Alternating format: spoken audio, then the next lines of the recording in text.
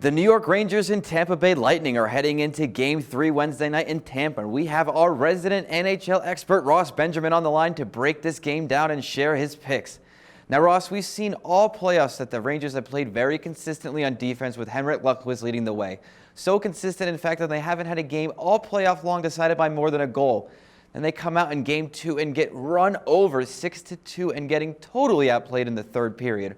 Ross, what happened in this game, and what are you looking for the Rangers to do in Game 3?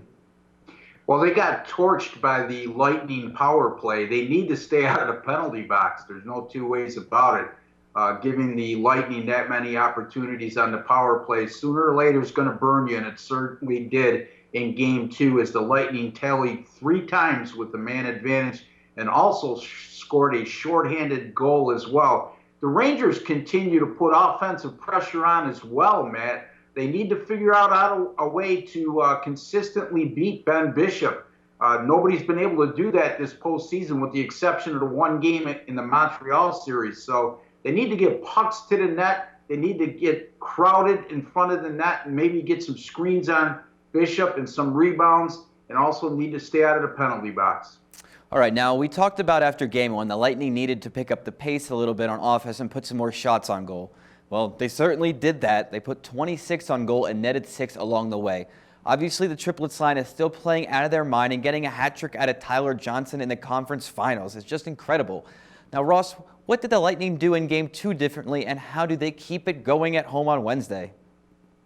Well, I mean, they used their team speed through the neutral zone. Once they got the lead in the game, they sat back and waited for the Rangers to take chances, and they countered very well with numerous outnumbered situations offensively. And of course, as I just alluded to, their power play was absolutely magnificent. And boy, oh boy, Matt, this Tyler Johnson was an undrafted player. Whoever the scout is that recommended to Tampa Bay to take a chance with this kid certainly deserves a raise. Absolutely. Now, all right, let's get down to brass tacks here. Tampa's on home ice, and they're the moneyline favorites. I'm a big believer in momentum, and as such, the Lightning get my pick for Game 3.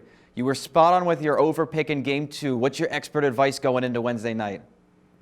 Well, you know what? I'd be a little bit careful at going against the Rangers in this situation. You know, they say a wounded animal can be awful dangerous, and the Rangers are certainly a wounded animal. And they're also a team that's gone 11-2 in their last 13 and 17-6 in their last 23 following a loss. But I'm going to go with the total here in this game, and I like a high-scoring affair once again, Matt. These teams showed a lot of offense in Game 2. The skating was just terrific. Team speed on both sides was absolutely phenomenal. And both of these teams' power plays are really heating up. They combined to score 5 power play goals in Game 2. I'm going to go over the total of 5 in Game 3 in this series between the Lightning and the Rangers. All right, there you have it, folks. Expert handicapper Ross Benjamin taking the over again in Game 3. Thank you for that advice, Ross, and as always, keep it locked right here at sportsbookreview.com for all of your Stanley Cup playoff picks and predictions.